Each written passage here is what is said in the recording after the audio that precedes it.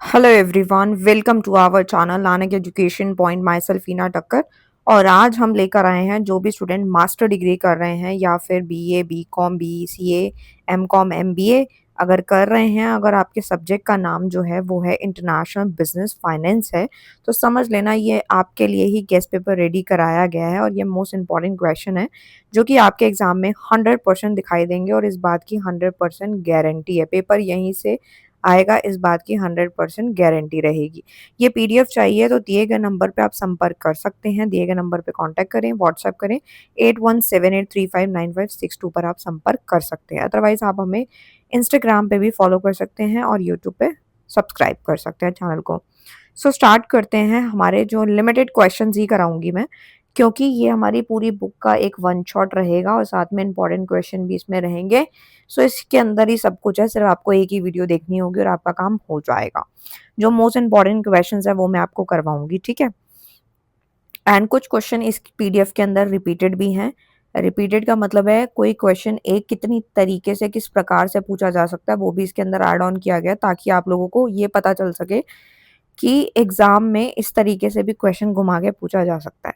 सबसे पहले क्वेश्चन पे आते हैं जो कि इंटरनेशनल मॉनेटरी सिस्टम है, why it's needed, meaning, feature, importance, function, merit, सब कुछ है इसके अंदर।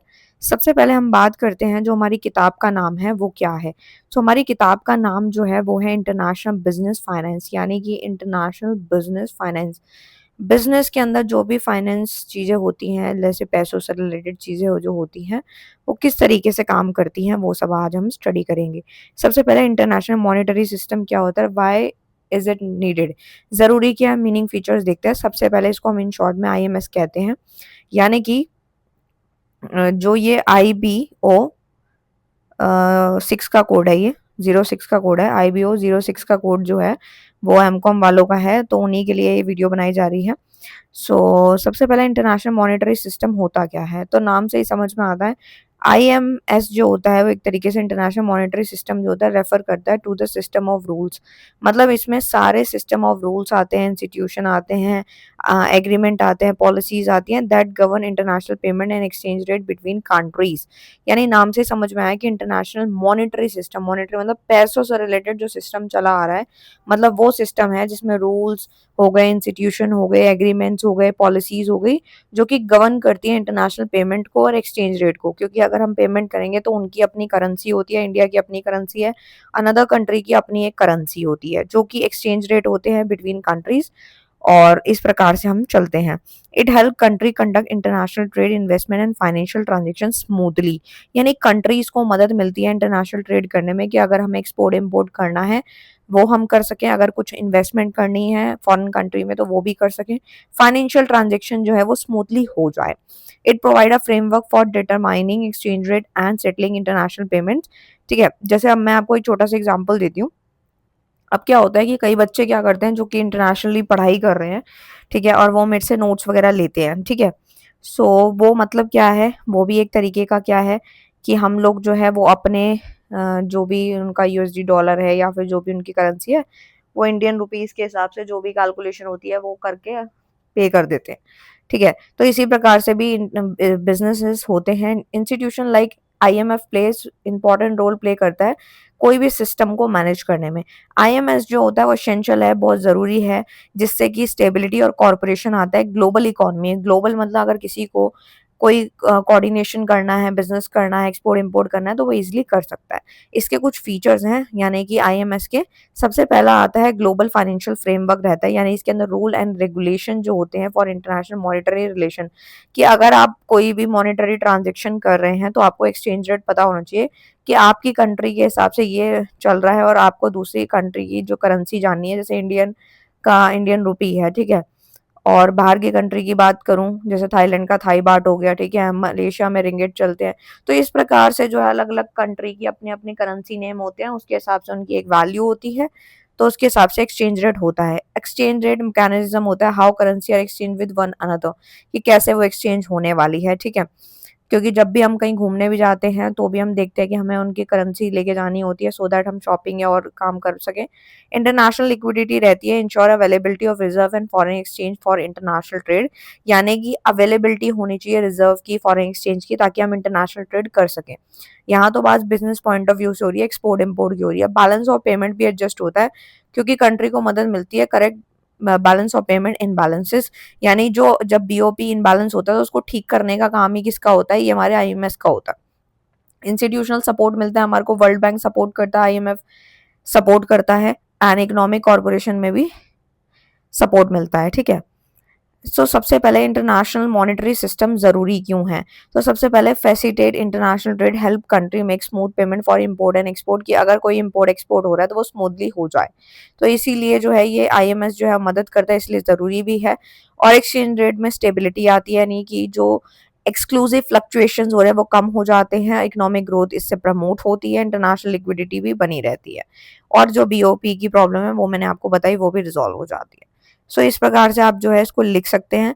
और इंटरनेशनल मॉनेटरी सिस्टम के कुछ टाइप्स हैं, जैसे कि गोल्ड स्टैंडर्ड सिस्टम, जिसमें currency value was link to the gold reserve, जो करेंसी की जो वैल्यू होती है ना वो लिंक करी जाती है गोल्ड के रिजर्व से, जितना भी गोल्ड रिजर्व है उसके अकॉर्डिंग लिंक होती है, तो उसी की एक करेंसी वैल्यू निकाली जाती है जिसको हम गोल्ड स्टैंडर्ड सिस्टम भी कहते हैं। ब्रिटन वुड सिस्टम तो आपने पहले से पढ़ा ही होगा, फिक्स एक्सचेंज रेट सिस्टम होता है जो कि इंट्रोड्यूस हुआ था आफ्टर वर्ल्ड वॉर सेकेंड, जैसे ही हमारी सेकेंड वर्ल्ड वॉर हो चुकी थी उसके बाद इसको इंट्रोड्यूस किया गया था। नेक्स्ट आता है flexible exchange rate system. Exchange rate are determined by market forces, मतलब जितने भी एक्सचेंज रेट हुए थे वो डिटरमाइन होते हैं मार्केट फोर्सेस की वजह से, और मार्केट फोर्सेस में आता है डिमांड एंड सप्लाई का, ठीक है, ये आपने इकोनॉमिक्स में पढ़ा होगा। नेक्स्ट आता है manage floating system. Exchange rate are mainly market determined but government में इंटरवेंस व्हेन नेसेसरी, यानी कि एक्सचेंज रेट जो होता है वो मेनली मार्केट डिटरमाइन करती है, ठीक है। इंटरनेशनल मॉनेटरी सिस्टम के फायदे क्या हैं, मतलब ये क्यों बनाया गया है, क्यों हमें पढ़ा रहे हैं, तो वो समझो। इससे ना इंटरनेशनल ट्रेड और इन्वेस्टमेंट काफी स्मूथ हो जाती है, उसको प्रमोट करता है आईएमएस, क्योंकि जब हम पढ़ते हैं इकोनॉमिक्स हमने पढ़ी है तो उसमें पढ़ा है बहुत सारी ऑर्गेनाइजेशन होती है जो हमारे को एक्सपोर्ट इम्पोर्ट इंटरनेशनल ट्रेड में जो है बढ़ावा देती हैं। और स्टेबिलिटी आती है एक्सचेंज रेट को मेंटेन करने में, अनसर्टिनिटी भी कम होती है, हेल्प करती है कंट्रीज को ओवरकम फाइनेंशियल क्राइसिस में भी मदद मिलती है, वो कम उसका बर्डन कम होता है, इकोनॉमिक कॉर्पोरेशन को इनकरेज करती है, बैलेंस ग्रोथ को भी सपोर्ट करती है। तो इसीलिए ऑर्गेनाइजेशन बनाई गई है कि जो भी दुविधाएं या जो भी दिक्कतें हो वो ना हो और प्रमोट हो और सारी चीजें सॉल्व हो जाए। इसकी कुछ बुराइयां भी हैं साथ ही साथ, जैसे कि एक्सचेंज रेट इंस्टेबिलिटी में स्टिल आकर, कई बार क्या होता है जो रेट की इंस्टेबिलिटी होती है, एक्सचेंज रेट जो होता है उसमें इंस्टेबिलिटी आ जाती है, and economic crisis in one country can effect other globally. देखो भाई जाहिर सी बात है, अभी आप सिलेंडर का देख ही रहे हो, ठीक है, गैस वगैरह का, कि जो क्राइसिस होते हैं उसकी वजह से एक कंट्री की वजह से हर कंट्री पे या अदर ग्लोबली में इफेक्ट पड़ता है, ठीक है। Dependence on major currency like US dollar make trade in balances, ठीक है, मेजर करेंसी जो है मतलब हम डिपेंड हो जाते हैं major currency like the USD dollar make trade in balance, and financial pressure भी हमारे को जो फेस करना पड़ सकता है। एंड इंटरनेशनल इंस्टीट्यूशन में impose strict condition on borrowing countries, कि अगर हम कुछ बोरो कर रहे हैं तो उसमें कुछ रूल्स रेगुलेशन कुछ स्ट्रिक्ट हो सकते हैं। तो इस प्रकार से आप लिख सकते हैं, ठीक है। बाकी वही सारे पॉइंट्स हैं जो मैंने फीचर बताया ना उससे पॉइंट्स बन। So now come to the second question जो कि है हमारे गोल्ड स्टैंडर्ड का, and why did it collapse. तो यानी कि जो इसका मीनिंग फीचर वगैरह है वो सब हम समझेंगे कि गोल्ड जो है, गोल्ड स्टैंडर्ड क्या है एक तरीके से, ठीक है। तो गोल्ड स्टैंडर्ड जो होता है वो एक तरीके से इंटरनेशनल मॉनेटरी सिस्टम है in which the value of the country currency was directly link to the fix quantity of gold.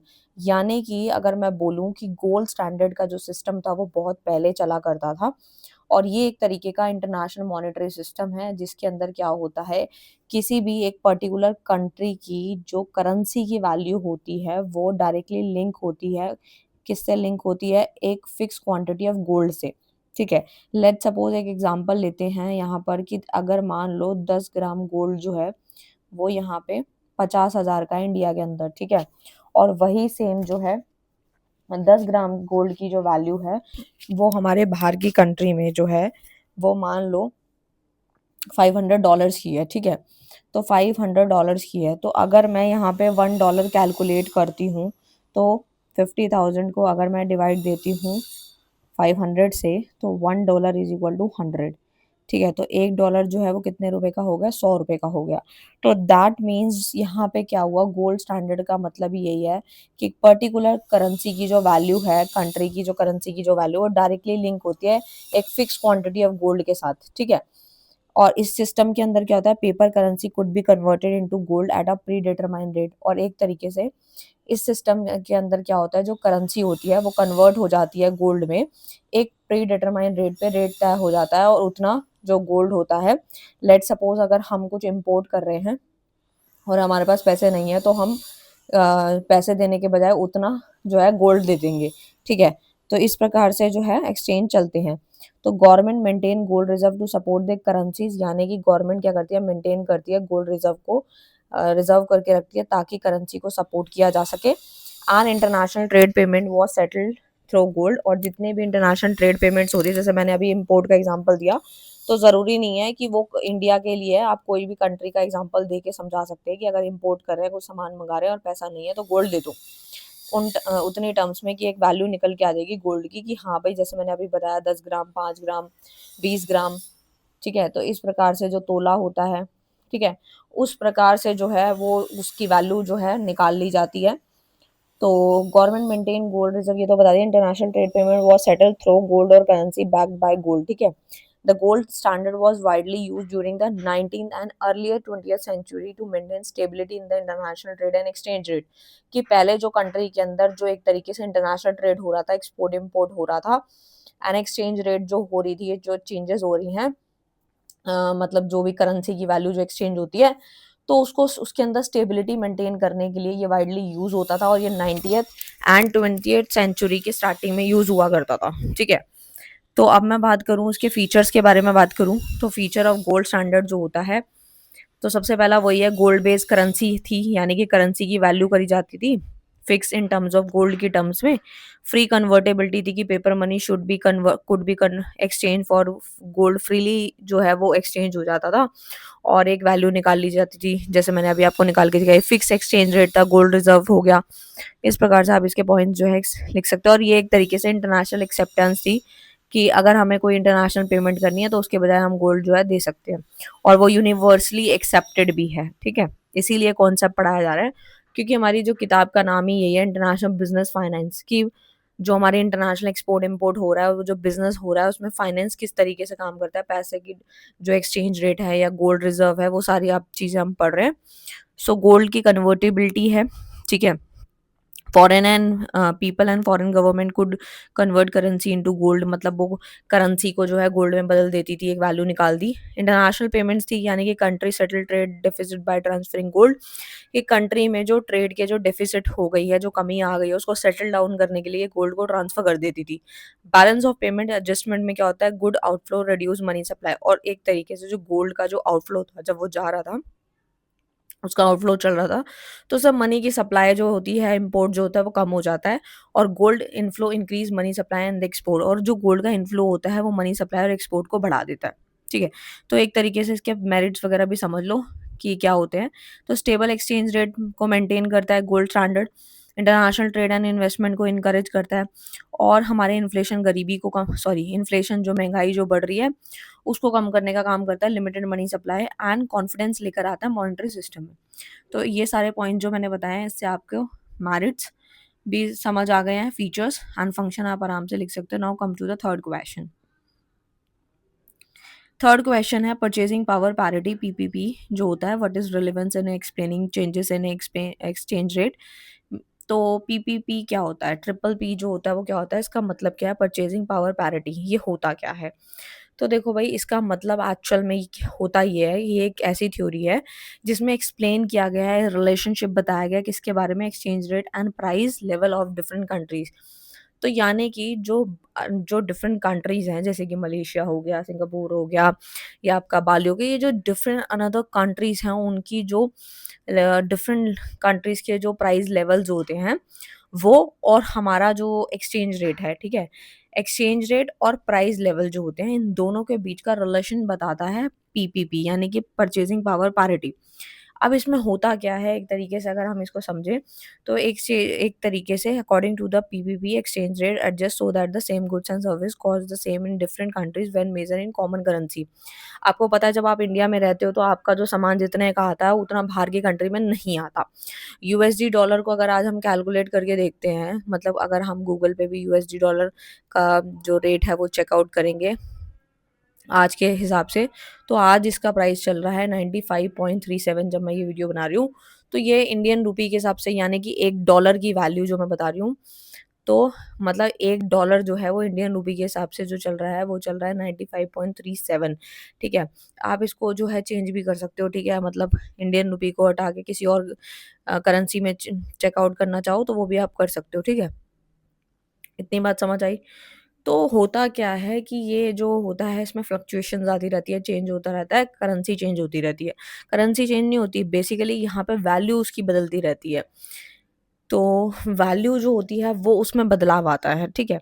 तो उसकी बात मैं अगर करूँ तो इसमें आता है कि भई जैसे यहाँ लिखा भी है, it state the currency with higher inflation tend to depreciate while currency with lower inflation tend to appreciate, यानी कि करेंसी की वैल्यू बढ़ना कम होना भी होता है। तो ये बताता है कि जो करेंसी जो होती है अगर हायर इन्फ्लेशन होता है तो डेप्रिशिएट मानी जाती है, और अगर लोअर इन्फ्लेशन है तो एप्रिशिएट मानी जाती है।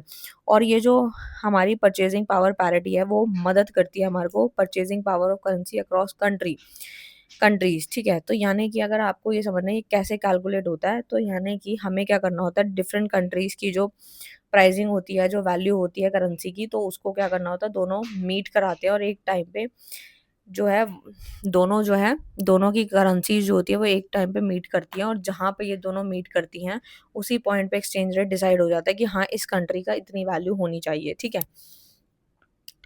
तो यहाँ पे कुछ फीचर्स भी बताए गए हैं, जैसे प्राइस लेवल का बेस्ड होता है, जैसे कि exchange rate determined by differences in price countries हो गया, लॉ ऑफ वन प्राइस हो गया, यानी identical good should have the same price internationally after currency conversion. यानी कि अगर हम देखें कि मैंने बोला ना कि अगर हमारी कंट्री में कोई सामान अगर जो है पानी की बोतल अगर 10 रुपए की आ जाती है तो सिंगापुर में वो 10 रुपए की नहीं आती, 100 रुपए की आती है, ड्यू टू करेंसी।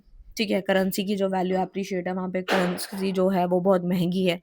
ठीक है, तो इस प्रकार से चीज़ें आप समझ पा रहे होगे। फोकस ऑन इन्फ्लेशन, यानी inflation differences influence exchange rate movement, यानी जो एक्सचेंज रेट का जो मूवमेंट है उसको इन्फ्लुएंस का जो करता है, मतलब जो डिफरेंस आता है वो किसकी वजह से आता है, एक तरीके से पीपीपी की वजह से आता है। करेंसी वैल्यू कंपैरिजन भी हम इससे कर पाते हैं कि एक जो रियल वैल्यू है और परचेजिंग पावर ऑफ करेंसी की, हमारी जो परचेजिंग पावर है, खरीदने की जो क्षमता है उस करेंसी को, वो और रियल वैल्यू क्या चल रही है, उन दोनों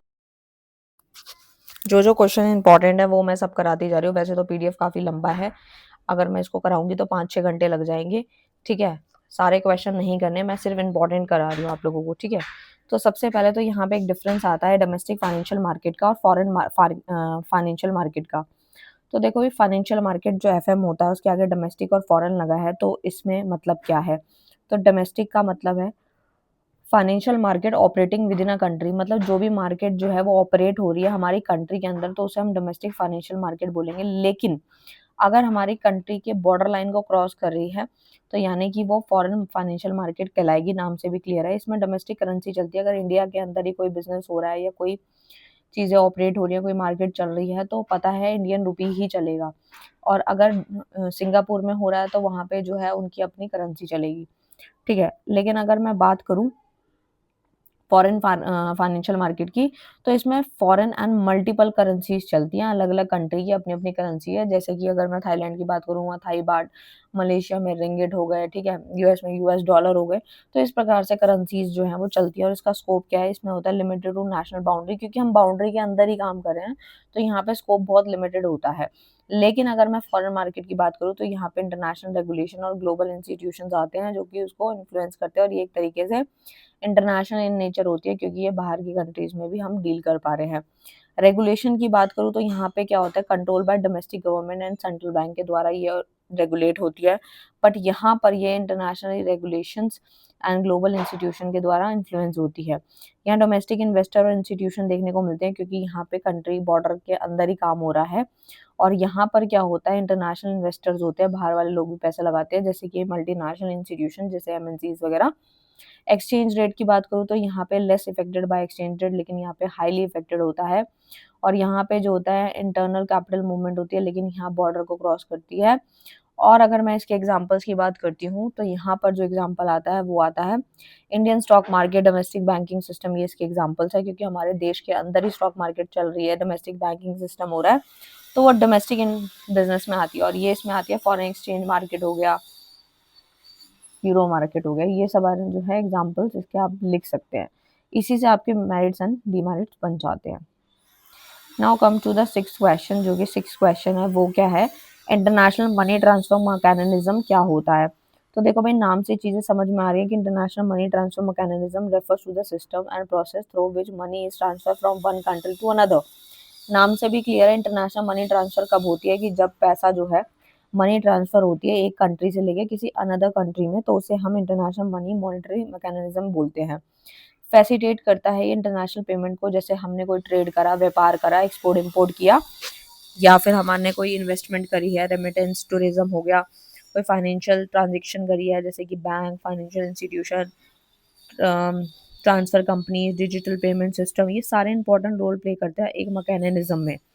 एक तरीके से पूरा सिस्टम है जिसके अंदर ये सारी चीज़ें होती हैं, जिसमें पैसा जिस जिस फॉर्म में जो है ट्रांसफ़र हो सकता है। जैसे कि इसमें लिखा है कि ट्रेड, एक्सपोर्ट इम्पोर्ट करोगे तब भी करेंसी जो है भेजनी पड़ेगी, चेंज करना पड़ेगा, आप लोगों को पैसा देना पड़ेगा, ट्रांसफ़र करना पड़ेगा। इन्वेस्टमेंट करोगे तब भी चाहिए, बैंक में पैसा लगाओगे तब भी चाहिए, हर एक वे में आपको चाहिए।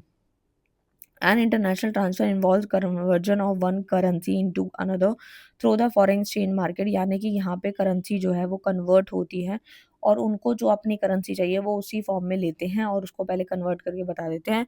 जैसे थाई बाट है तो 1 = थाई बाट कितने रुपए चल रहा है, या $1 इतने रुपए चल रहा है, तो जितने भी वैल्यू बनेगी तो वो डॉलर के अकॉर्डिंग हमें पे करनी पड़ेगी।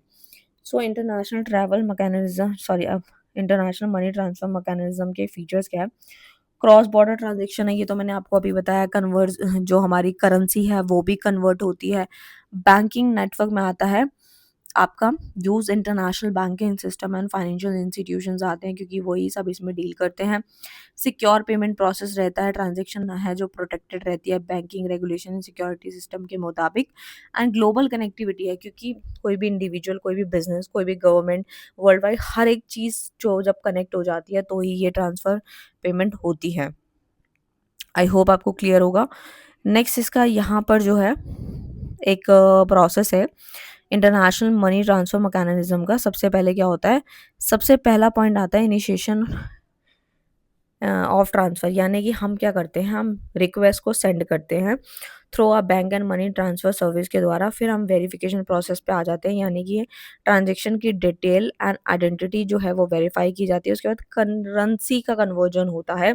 डोमेस्टिक करेंसी जो होती है वो फॉरेन करेंसी में कन्वर्ट होती है, कि जिसको आपको जिस करेंसी या जिस कंट्री को आपने पैसा देना है उसकी करेंसी की वैल्यू क्या चल रही है, उसके अकॉर्डिंग इसको कन्वर्ट किया जाएगा। उसके बाद ट्रांसफ़र किया जाता है बैंकिंग नेटवर्क के द्वारा, फंड मूव हो जाता है, international payment such as SWIFT हो गया। फिर बैंक रिसीव करता है, प्रोसेस पे लगाता है और फिर फाइनल पेमेंट जो है उसको मिल जाती है। सो इसी प्रकार से है जो आप इसको बनाकर आराम से लिख सकते हैं। नेक्स्ट जो क्वेश्चन आता है वो आता है translation exposure and transaction exposure. Translation exposure बोलता है कि जो भी रिस्क होता है, अराइज होता है from conversion of financial statement, कि जो भी फाइनेंशियल स्टेटमेंट्स होती हैं हमारी, उसके अंदर जो भी हम कन्वर्जन करते हैं उसकी वजह से रिस्क जो आता है उसे बोलते हैं ट्रांसलेशन एक्सपोजर। ये अकाउंटिंग एक्सपोजर भी कहलाता है और ये लॉन्ग टर्म पीरियड के लिए होता है और ये इफेक्ट करता है हमारे बैलेंस शीट को एंड प्रॉफिट को, क्योंकि नाम से क्लियर है फाइनेंशियल स्टेटमेंट।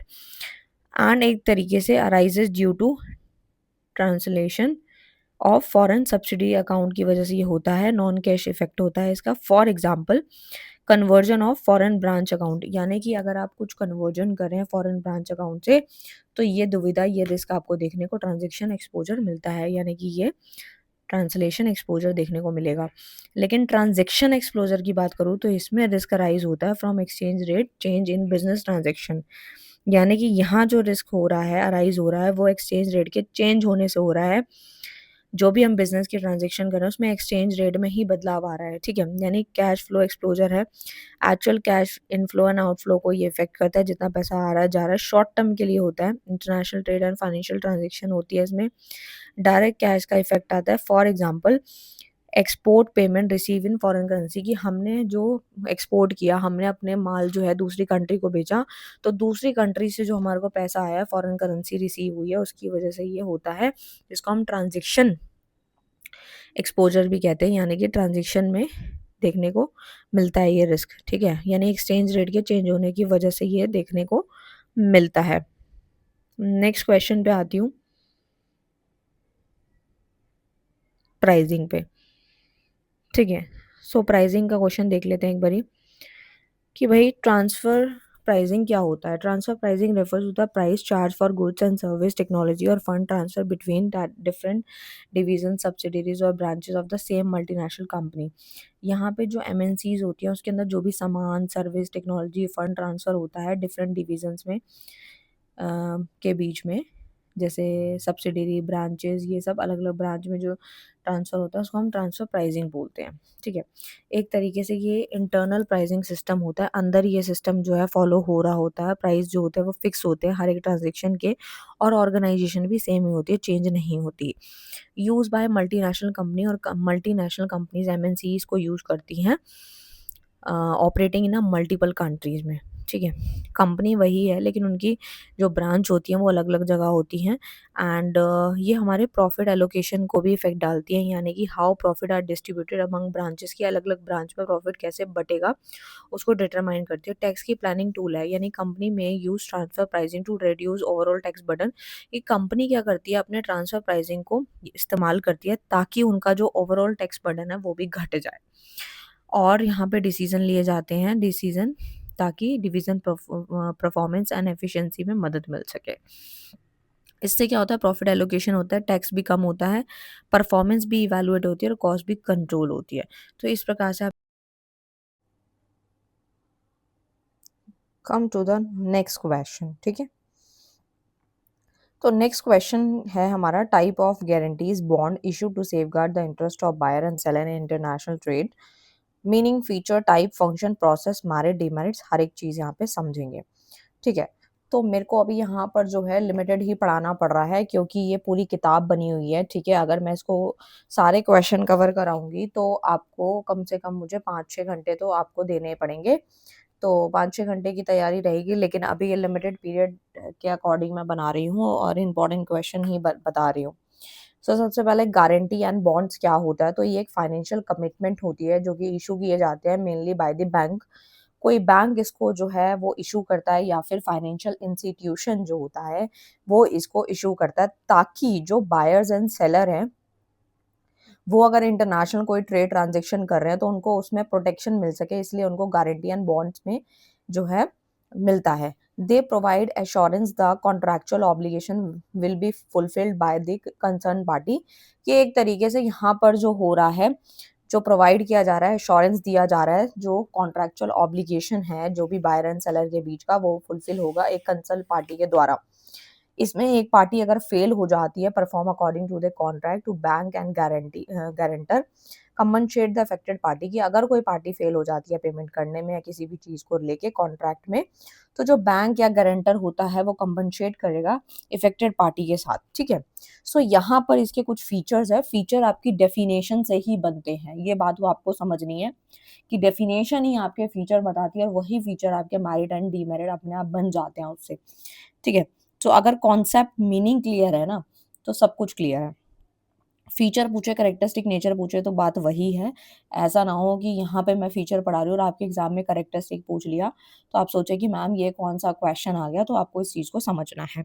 सो सबसे पहला क्वेश्चन जो आता है वो आता है रिस्क प्रोटेक्शन का, कि एक तरीके से जो हमारा प्रोटेक्शन है वो रिस्क को लेकर के जो है वो प्रोटेक्ट रहता है। यानी कि बायर एंड सेलर प्रोटेक्ट रहते हैं against financial and contractual risk, यानी बायर एंड सेलर जो होते हैं वो एक तरीके से प्रोटेक्ट रहते हैं अंडर दिस ट्रांजेक्शन, ठीक है? बैंक इंश्योरेंस जो होता है इशूड मेनली बाय बैंक और फाइनेंशियल इंस्टीट्यूशन, कि जो भी ये इशू किया जा रहा है वो बैंक के द्वारा ही किया जा रहा है, फाइनेंशियल इंस्टीट्यूशन के द्वारा ही।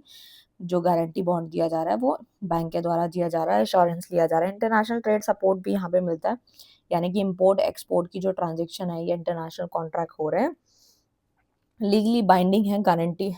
Guarantees and bonds are enforceable legal commitment. एक तरीके से गारंटी और बॉन्ड जो होते हैं वो इन्फोर्सेबल लीगल लीगल आपके कमिटमेंट होते हैं, ठीक है। बिल्ड ट्रस्ट, इससे ट्रस्ट भी बिल्ड होता है।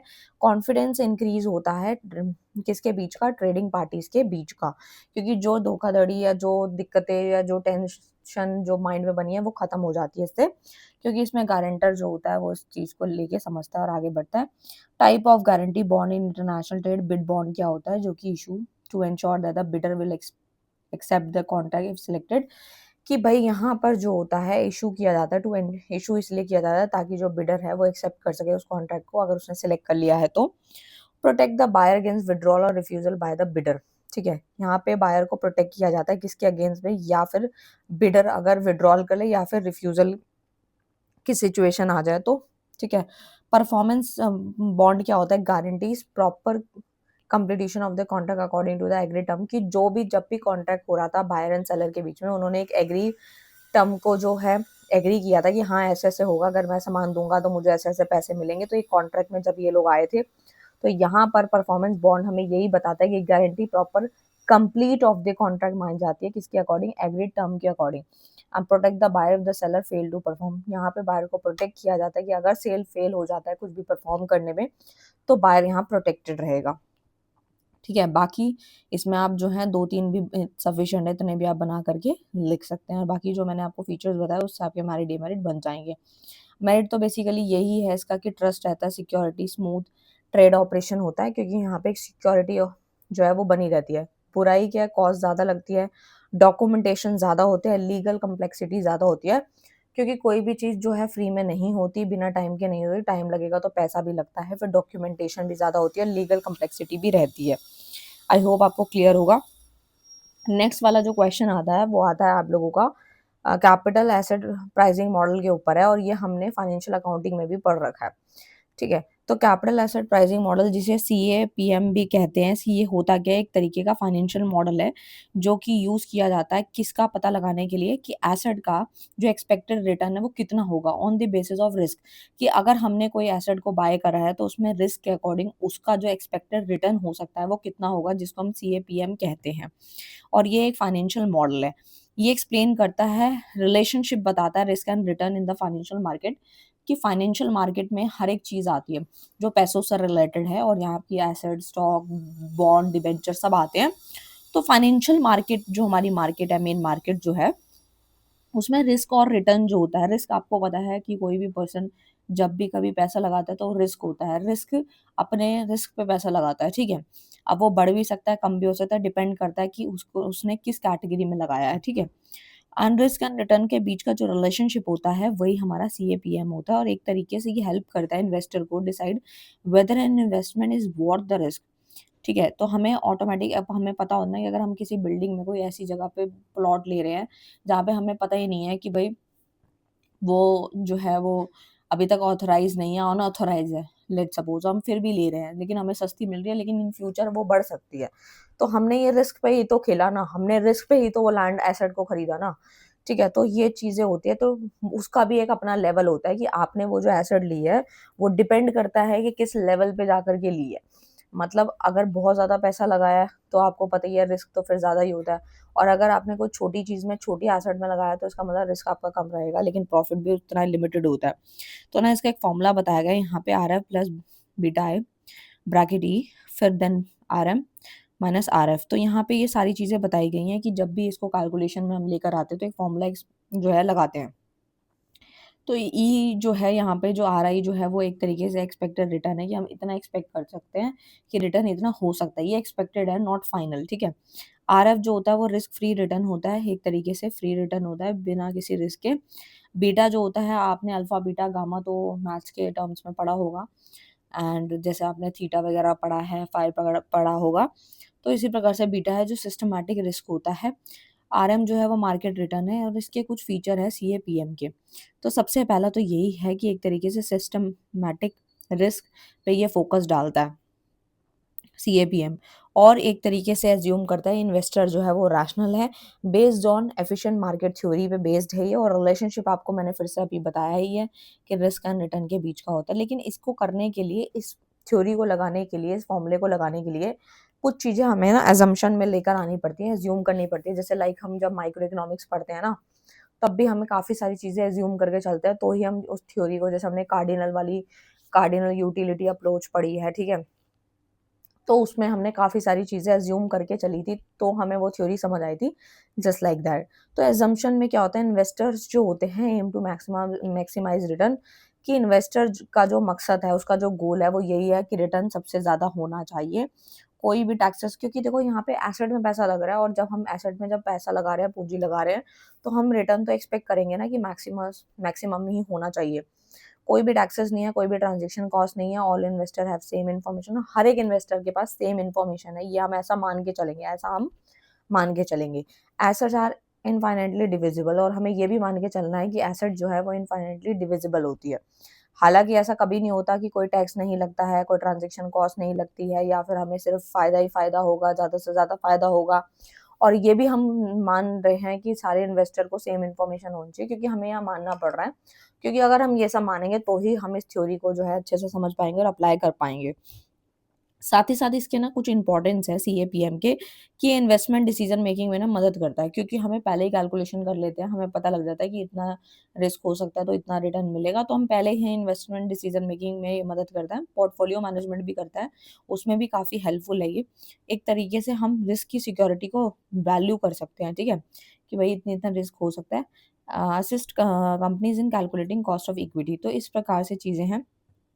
इसके ना एक बार हम ये देख लेते हैं कि इसके फ़ायदे क्या हैं। है तो ये बहुत सिंपल, वाइडली यूज़ भी होता है। रिस्क रिटर्न रिलेशनशिप तो मैंने ऊपर ही बता दिया, और एक तरीके से यूज़फुल है फाइनेंशियल प्लानिंग के लिए, कि कई बार क्या होता है कि जब भी हम कहीं पैसा लगाते हैं, पूँजी लगाते हैं, तो भई पहले के समय में क्या हुआ करता था, पहले तो यही होता था कि भई पैसे हैं, फटाफट अपनी प्रॉपर्टी में लगा दो, या फिर कोई एसेट्स में लगा लो। लेकिन आजकल क्या है कि आजकल लोगों को बहुत अच्छी खासी नॉलेज हो चुकी है। हम यहाँ तक कि चैट जीपीटी की बात करें, एआई का बात करें, या फिर कोई और पर्सन ह्यूमन की बात करें, तो उसको नॉलेज हो चुकी है। तो हम क्या करते हैं, हायर कर लेते हैं। तो बताते हैं कि हमें पहले से अगर कैलकुलेशन करनी है, कंपनी बड़ी-बड़ी जब इन्वेस्ट करती है तो ये फॉर्मूले यूज़ करती है। तो इसीलिए फॉर्मूलेज़ पढ़ाए जाते हैं, वहाँ पे एप्लीकेबल होते हैं। कहीं न कहीं फाइनेंशियल प्लानिंग में भी ये मदद मिलती है। लेकिन साथ ही साथ यहाँ पे इसकी कुछ बुराई है कि अनरियलिस्टिक असम्पशन पे हम बेस्ड चल रहे हैं, लेकिन हमने कुछ भी रियल नहीं माना है, अनरियलिस्टिक असम्पशन के ऊपर हम बेस इस थ्योरी को समझने की कोशिश कर रहे हैं। Difficult to estimate beta accurately, और दिक्कत आती है बीटा को एग्जैक्टली कैलकुलेट करने में एक्यूरेटली, तो वो भी एक इसकी बुराई है। मार्केट इम्परफेक्शंस को भी ये इग्नोर करता है। तो इस प्रकार से है। Now come to the foreign exchange market. अब फॉरेन एक्सचेंज मार्केट क्या होता है, इसका कभी-कभी शॉर्ट नोट भी आ जाता है, या वैसे भी ये पूछ लिया जाता है। तो जो फॉरेन एक्सचेंज मार्केट होती है, जिसको हम फॉरेक्स मार्केट भी बोलते हैं, अगर आपके एग्जाम में फॉरेक्स मार्केट लिखा आ गया, तो भी आपको यही आंसर देना है, यही उत्तर देना है, और फॉरेन एक्सचेंज मार्केट आया तो भी यही है। फॉरेन एक्सचेंज नाम से ही समझ में आ रहा है कि ग्लोबल मार्केट प्लेस है, जहाँ पे करेंसी खरीदी और बेची जाती है, ठीक है। आप सोचोगे कि मैम काफ़ी देर से आप यही इंटरनेशनल की बात कर रहे हो, एक्सपोर्ट इम्पोर्ट की बात कर रहे हो, करेंसी की बात कर रहे हो, और एक्सचेंज रेट की बात करो, तो देखो भाई हमारी किताब का नाम ही यही है, इंटरनेशनल बिजनेस फाइनेंस। तो हम इस पूरी किताब में यही सभी पढ़ने वाले हैं कि जब इंटरनेशनली लेवल पे जब एक्सपोर्ट इम्पोर्ट होता है, क्योंकि इंटरनेशनल लेवल पे कोई भी ऐसा नहीं है कि भाई हमने जो सामान है, गुड सर्विस हो रही है, यहाँ पे एक्सपोर्ट इम्पोर्ट हो रहा है, सामान जा रहा है या फिर सामान आ रहा है। उसी बिजनेस को करने के लिए जो पैसा आ रहा है, फाइनेंस आ रहा है, उसको कैसे आ रहा है, किस तरीके से आ रहा है, कैसे एक्सचेंजमेंट हो रही है करेंसी की, क्योंकि हर एक कंट्री की अपनी-अपनी करेंसी होती है। और मैंने जो एग्ज़ाम्पल्स दिए हैं, वो भी लिख सकते हो कि भई इंडियन के अपने रुपीज़ होते हैं, और जो भी मैंने करेंसी के नाम बताए 2-4 वहाँ पे आप लिख सकते हो। तो ये एक तरीके से ग्लोबल मार्केट प्लेस है, जहाँ पे करेंसी खरीदी और बेची जाती है। ये डिटरमाइन करता है exchange rate between different country, अलग-अलग कंट्रीज़ के अपने एक्सचेंज रेट अलग-अलग होते हैं।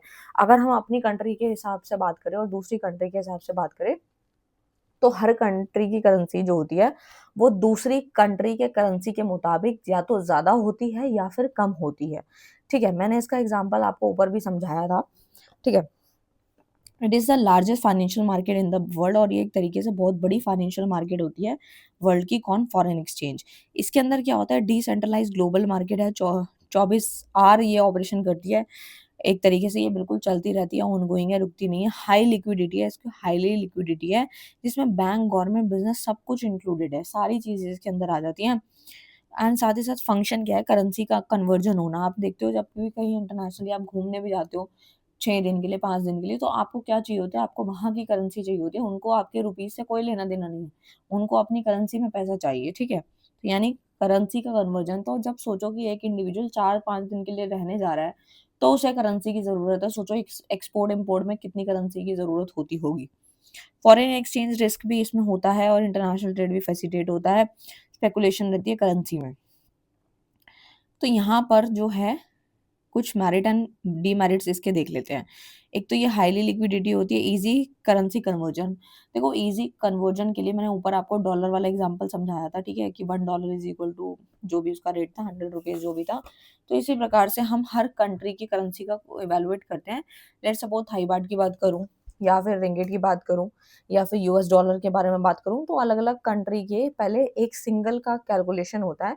जैसे यूएसडी डॉलर है, मैंने इसका एग्ज़ाम्पल इसलिए लिया क्योंकि कई सारे बच्चे जो हैं वो आज कंटेंट बनाते हैं और उनको जो पेमेंट मिलती है वो यूएस डॉलर में मिलती होगी, तो इसलिए काफ़ी कॉमन भी है और सबने सुन भी रखा है, इसलिए मैंने यूएस डॉलर का एग्जांपल दिया था, ठीक है। अब थाई बाट है, रिंगिट है, उनकी सारी करेंसी का वैल्यू अलग-अलग है, तो हम क्या करते हैं, जैसे अब आपका ये बाली है, ठीक है।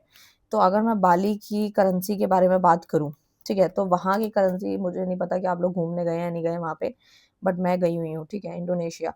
ठीक है, तो वहाँ पे क्या होता है, वहाँ पे जो करेंसी की जो वैल्यू है ना, मतलब ऐसे चलता है, मतलब 15,000 का नोट चलता है, ठीक है, प 15,000, 50,000, ठीक है, मतलब इस तरीके से 20,000, तो मतलब 15 तो मतलब 10,000 हो गया, फिर 5,000 का नोट ले लिया, 50,000, ठीक है, इस प्रकार से जो है वहाँ पे नोट चलते हैं, ठीक है। और तो अगर 1 इंडोनेशिया रूपी की मैं बात करूँ इक्वल, अगर आज की बात करूँ मैं, तो देखो समझाने के लिए बहुत सारे एग्ज़ाम्पल्स हैं मेरे पास, लेकिन टाइम बहुत लिमिटेड है, इसलिए मैं थोड़ा उसके हिसाब से करवा रही हूँ, लेकिन जब मैं वन शॉट पूरी किताब कराऊँगी डिटेल में, तो अच्छे से समझाऊँगी। लेकिन अभी एक एग्ज़ाम्पल को समझो कि अगर मैं इंडोनेशियन रुपए की बात करूँ, तो वो बराबर है 0.0053 के इंडियन रूपी के हिसाब से, ठीक है? तो हमें, मैंने वही बताया ना कि इसीलिए मैंने डॉलर का एग्ज़ाम्पल लिया था, वो काफ़ी समझने में आसानी होती है आपको, ठीक है? अब वहाँ पे क्या है कि हज़ारों में बात हो रही है, लेकिन उनकी वैल्यू बहुत ही कम है, ठीक है? तो इस प्रकार से अपनी हर कंट्री की जो करेंसीज़ होती हैं, वो अपनी अलग-अलग लेवल पे बात करती हैं, ठीक है?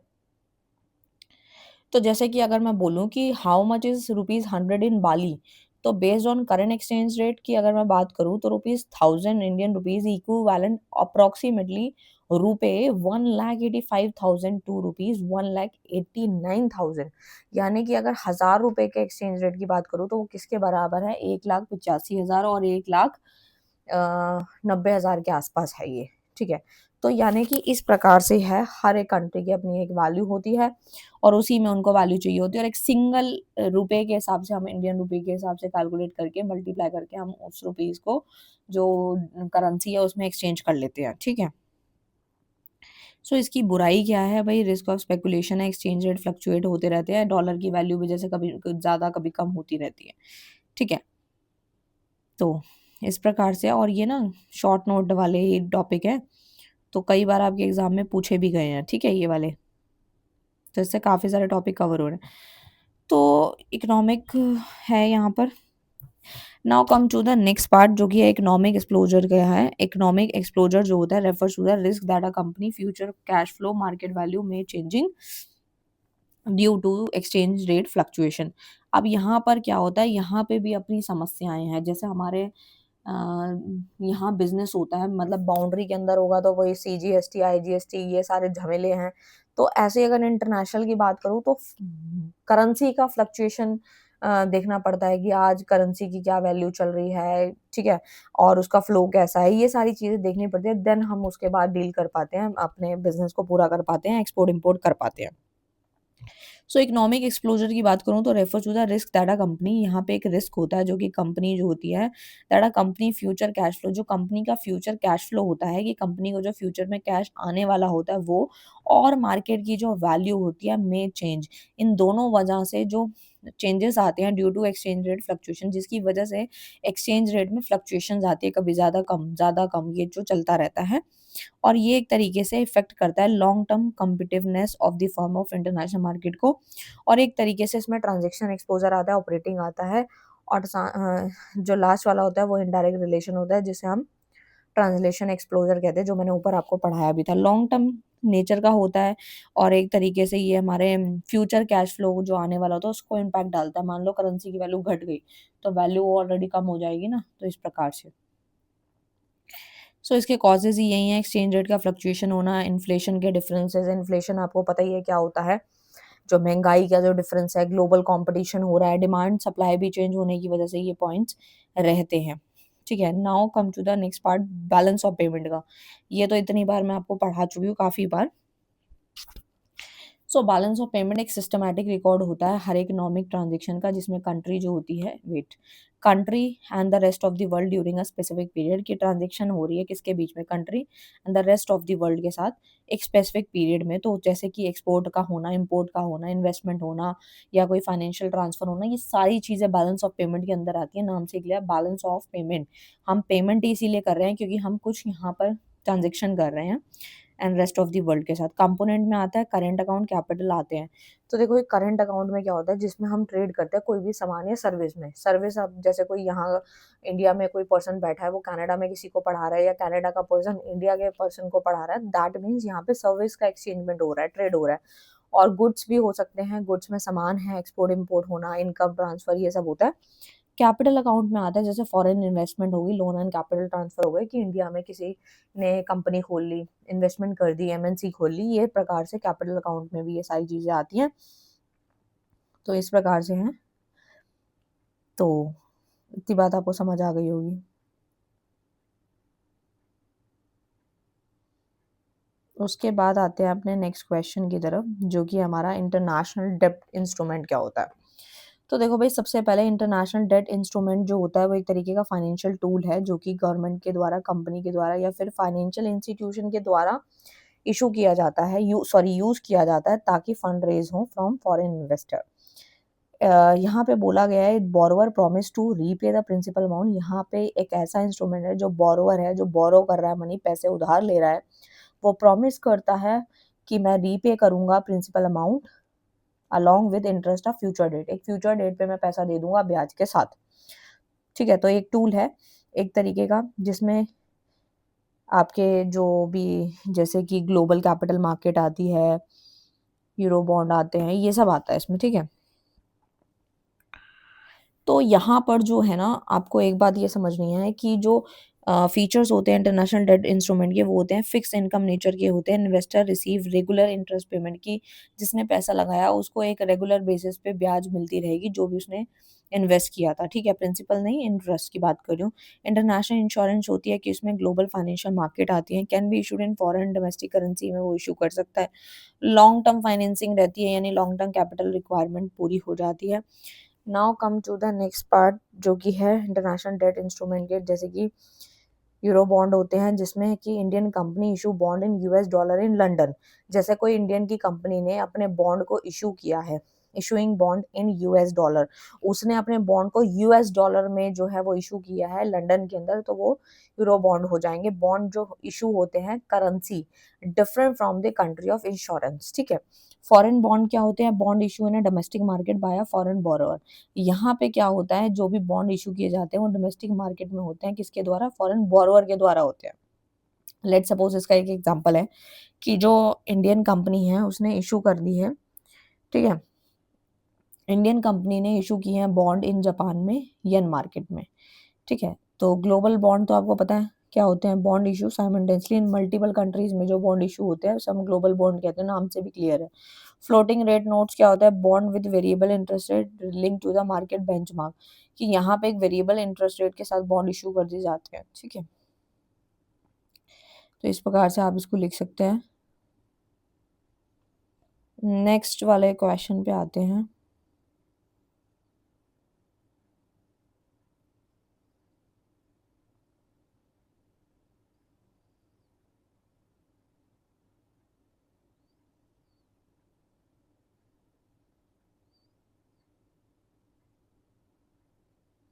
ये वाला जो क्वेश्चन है करेंसी रिस्क वाला, ये ऑलमोस्ट हो चुका है आपका।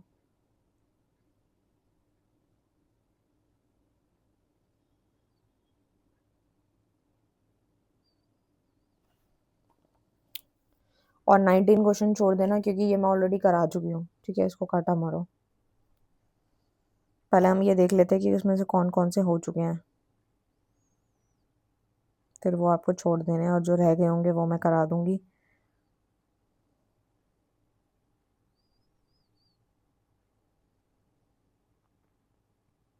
हम्म ये क्वेश्चन काफ़ी इंपॉर्टेंट है, WTO का, ठीक है, ये कई बार आपके एग्जाम में पूछा गया क्वेश्चन है, ठीक है। सो इसको देख लेते हैं। तो देखो भाई, सबसे पहले यहाँ पर आता है वर्ल्ड ट्रेड ऑर्गेनाइजेशन क्या होता है। तो वर्ल्ड ट्रेड ऑर्गेनाइजेशन एक इंटरनेशनल ऑर्गेनाइजेशन है जो कि इस्टेब्लिश करी गई थी 1995 में। किस लिए करी गई थी? ताकि जो हमारा ग्लोबल ट्रेड को रेगुलेट किया जा सके, चलाया जा सके कंट्रीज के बीच में, ठीक है। और ये एक तरीके से लीगल फ्रेमवर्क है जो कि इंटरनेशनल ट्रेड एग्रीमेंट के लिए बनाया गया है, ठीक है। इसका मकसद क्या है कि free and fair predictable trade among nation, कि जो कंट्रीज के अंदर जो एक्सपोर्ट इंपोर्ट हो रहा है, ट्रेड हो रहा है, वो बिल्कुल जो है प्रिडिक्टेबल फेयर एंड फ्री तरीके से होना चाहिए। कोई भी उसमें धोखाधड़ी ये सब चीज़ें नहीं होनी चाहिए। उसको सेट करने के लिए, रेगुलेट करने के लिए, चलाने के लिए WTO आया। इसका मकसद ही क्या है? इसका मकसद है फ्री ट्रेड होना चाहिए कंट्रीज के बीच में, उसको प्रमोट करने के लिए वर्ल्ड ट्रेड ऑर्गेनाइजेशन आया। और जो बैरियर्स हैं, क्वार्टर्स हैं, उसको रिड्यूस करा जा सके, फेयर कंपटीशन हो इंटरनेशनल मार्केट के बीच में। डिस्प्यूट अगर कोई हो जाता है कंट्रीज के बीच में तो वो इसको रिजॉल्व कर देगा। इकोनॉमिक डेवलपमेंट थ्रू ट्रेड को भी ये इनकरेज करता है, ठीक है।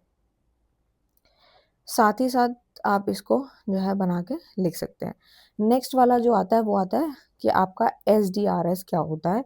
ये एक तरीके से स्पेशल ड्राइंग राइट है, ठीक है। इसमें क्या होता है, SDR एक इंटरनेशनल रिजर्व एसेट होती है जो कि किसके द्वारा क्रिएट करी गई है? IMF के द्वारा करी गई है, जो कि इंटरनेशनल मॉनेटरी फंड के द्वारा क्रिएट करी गई है।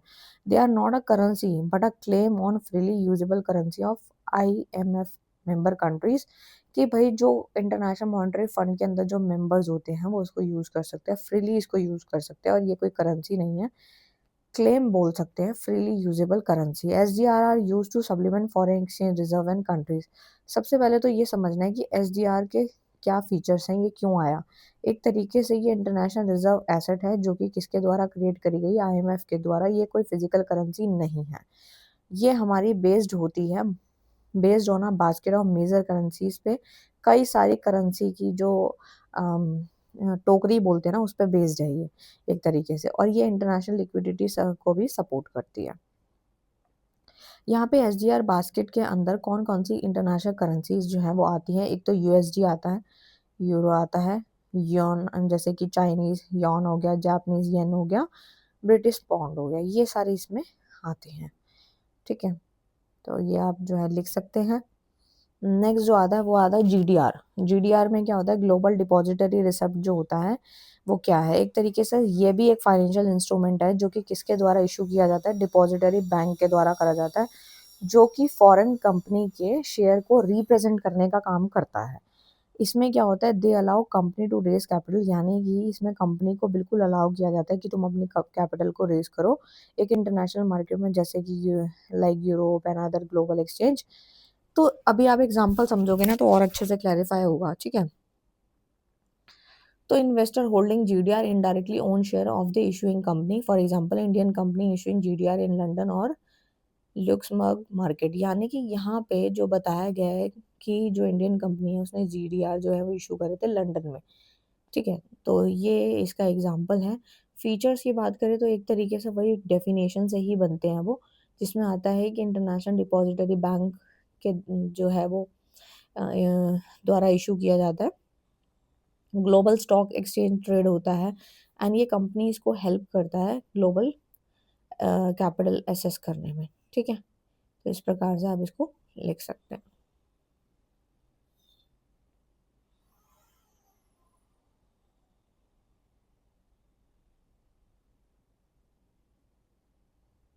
ये भी ऑलमोस्ट हो चुका है। फॉरेन एक्सचेंज मार्केट काट दो, ये मैंने करा दिया।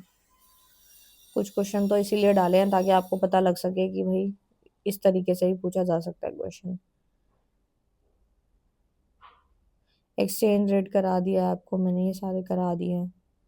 एफडीआई आई थिंक करा दिया है, ये नहीं कराया शायद। हाँ, ये भी इंपॉर्टेंट क्वेश्चन है एफडीआई का। सो एफडीआई होता क्या है? फॉरेन डायरेक्ट इन्वेस्टमेंट होती है एक तरीके से, जो कि मेड बाय द कंपनी और individual in foreign country with the intention of the establishing lasting control और मैनेजमेंट ट्रस्ट। यानी एफडीआई का मतलब क्या है? इन्वेस्टमेंट होती है, investment made by a company, किसके द्वारा? कंपनी के द्वारा या फिर किसी इंडिविजुअल के द्वारा फॉरेन कंट्री में। ठीक है, नाम से भी क्लियर है, फॉरेन डायरेक्ट इन्वेस्टमेंट। किस इंटेंशन से? कि लास्टिंग कंट्रोल एस्टैब्लिश और मैनेजमेंट ट्रस्ट बना रहे। यानी कि ये इन्वॉल्व रहती है सेटिंग अप सब्सिडीज को सेट करने में, कंपनीज को एक्वायर करने में, या फिर प्रोडक्शन फैसिलिटी में इन्वेस्ट करना अब्रॉड में जाके। ये एक तरीके से लॉन्ग टर्म और स्ट्रेटेजिक इन्वेस्टमेंट है। जैसे कि एग्जांपल से और अच्छे समझ में आएगा, क्या US company opening a manufacturing plant in India, ये तो सबसे ज़्यादा लेटेस्ट एग्जांपल है कि आपको पता ही है कि जितनी भी बाहर की कंपनियां हैं वो इंडिया में आके अपना प्लांट मैन्युफैक्चर कर दें या कोई कंपनी खोल लें, तो वो एफडीआई ही है, फॉरेन डायरेक्ट इन्वेस्टमेंट है कि यहाँ आके वो इन्वेस्टमेंट कर रहे हैं। तभी लिखा है US company opening a manufacturing plant in India. ठीक है, अच्छा उसके बाद यहाँ पे एक डिफरेंस दे रखा है जो आप, सो यहाँ पे जो एक डिफरेंस है वो आप समझ लो, इससे क्वेश्चन बनेगा तो डेफिनेटली आप कर पाएंगे। एफडीआई में आता है फॉरेन डायरेक्ट इन्वेस्टमेंट और एक होता है पोर्टफोलियो इन्वेस्टमेंट। तो देखो भाई, एफडीआई में आता है फॉरेन डायरेक्ट इन्वेस्टमेंट, यानी कि यहाँ पे gives management control over business. यहाँ पे कंट्रोल जो रहता है वो बेसिकली कैसा रहता है? Give management and control over business. ठीक है, और पोर्टफोलियो इन्वेस्टमेंट में क्या होता है? मैनेजमेंट का कोई कंट्रोल नहीं है, जबकि यहाँ है। ये लॉन्ग टर्म होता है, ये शॉर्ट टर्म और मिडिल टर्म फाइनेंशियल इन्वेस्टमेंट के लिए है। और आपको पता ही होगा, बिजनेस को बढ़ाने के लिए, कंट्रोल करने के लिए फॉरेन डायरेक्ट इन्वेस्टमेंट आया है। लेकिन अगर मैं बात करूं यहाँ पे पोर्टफोलियो इन्वेस्टमेंट की, तो ये profit from dividend and capital gain, यहाँ पे कैपिटल गेन होता है और जो प्रॉफिट आता है ना वो डिविडेंड के द्वारा आता है। जो शेयर्स पे जो एक्स्ट्रा मनी मिलती है ना, वो हमारा डिविडेंड है। और अगर रिस्क की बात करूँ तो इसमें काफ़ी हायर रिस्क होता है due to direct investment business involvement, और यहाँ पे कम रहता है क्योंकि लेवल लेवल की बात है। यहाँ पर मैं बात करूँ तो यहाँ पे आता है physical asset, factory, subsidy, joint venture, ये सब में इन्वेस्टमेंट होती है। कि मान लो कोई फिजिकल एसेट खरीद ली, फैक्ट्री लगा दी, कोई सब्सिडरी हो गई, जॉइंट वेंचर होगा। लेकिन यहाँ पे पोर्टफोलियो में आता है शेयर, बॉन्ड, डिबेंचर, सिक्योरिटी, क्योंकि ये तो भाई कम पैसों के मिलेंगे और इसमें तो प्लांट लगाना है, फैक्ट्री लगानी है, तो पैसा ज़्यादा ही लगेगा, आपको पता ही होगा। ठीक है, इसमें क्या होता है? एक्टिव इन्वॉल्वमेंट होती है ऑपरेशन एंड डिसीजन मेकिंग में, लेकिन इसमें पैसिव इन्वेस्टमेंट होती है, कोई मैनेजमेंट का रोल नहीं होता। ये एक तरीके से लॉन्ग टर्म प्रॉफिट और बिजनेस ग्रोथ के लिए, क्योंकि समय लगता है। अगर एक बार कंपनी खड़ी हो जाएगी, प्लांट अच्छे से चलेगा, तो दैट मीन्स पैसा ही पैसा आएगा। और यहाँ पे short term return like dividend and price appreciation यहाँ पे मिलता है। तो इस प्रकार से आपके इससे फायदे, मतलब फायदे और नुकसान भी इससे बन जाएंगे। उसके बाद देखते हैं,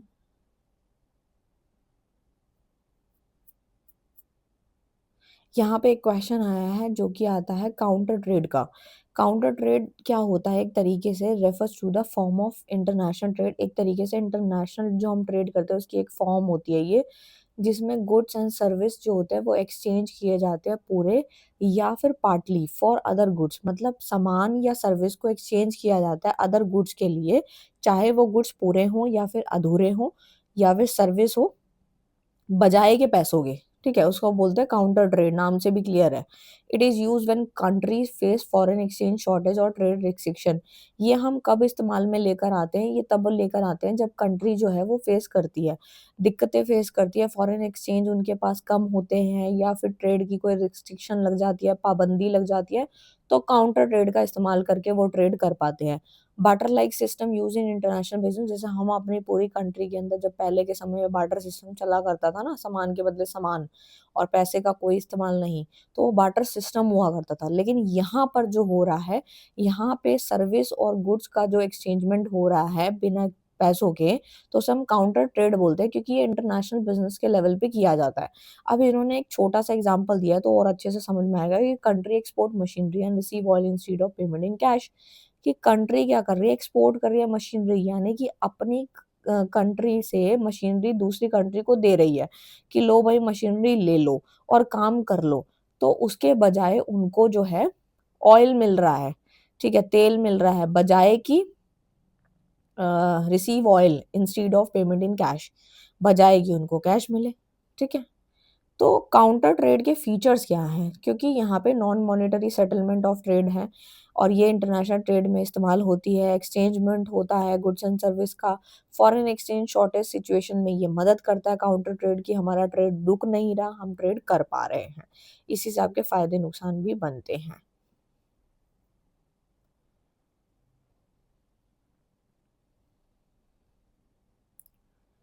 उसके बाद आते हैं नेक्स्ट पे, ये क्वेश्चन भी काट दो, बॉन्ड वाला ही है। मनी मार्केट, वैसे तो मैं ये करा चुकी थी, फिर भी देख लेते हैं एक बार ये वाला क्वेश्चन हम, ठीक है। सो मनी मार्केट क्या है, तो मनी मार्केट एक फाइनेंशियल मार्केट होती है जिसमें शॉर्ट टर्म फंड को बोरो किया जाता है या फिर लेंड किया जाता है, usually for period of less than 1 year, एक साल के से कम समय के लिए अगर पैसा हम उधारी पे ले रहे हैं, दे रहे हैं, तो उसे मनी मार्केट कहते हैं। और ये हाईली लिक्विड और कम रिस्क वाला फाइनेंशियल इंस्ट्रूमेंट होता है, जिसके अंदर क्या होता है, लार्ज वॉल्यूम ट्रांजेक्शन होती हैं और इसके अंदर पार्टिसिपेशन बैंक, सरकार का और कॉरपोरेशन का रहता है, ठीक है।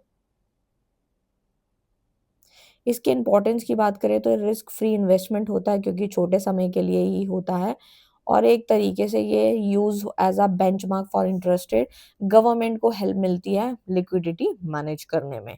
और इम्पोर्टेंस की बात करूँ तो इसमें शॉर्ट टर्म फंडिंग भी प्रोवाइड करता है ग्लोबल इंस्टीट्यूशन को, ताकि वो जो है वो ट्रेड कर पाए, एंड लिक्विडिटी को इनहांस करता है फाइनेंशियल सिस्टम में, और इंटरनेशनल ट्रेड एंड बैंकिंग को भी सपोर्ट मिलता है, एफिशिएंट कैश का मैनेजमेंट में भी मदद मिलती है, ठीक है।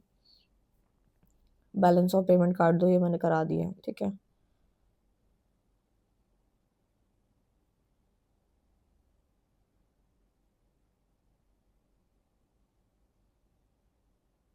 फॉरेन एक्सचेंज मार्केट भी करा दिया, काटो इसको भी, ये जिसने बनाया है उसमें काफ़ी सारे ऐड कर दिए, दोबारा इसको रिवाइज करा दूंगी मैं।